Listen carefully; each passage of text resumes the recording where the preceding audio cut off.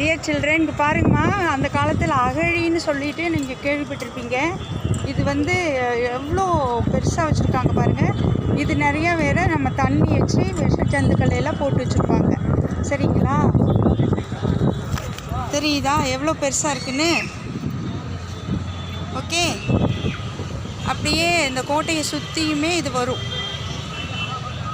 பாருங்கள். அணில் கூட போகுது, ஒரு போடி உட்காந்துருக்கு. ஹவு பிக் த அகழி is.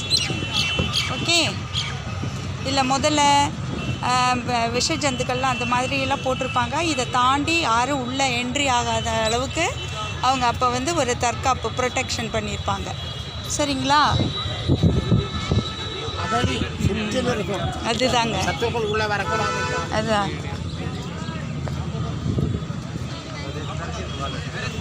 This side also we can see. Okay.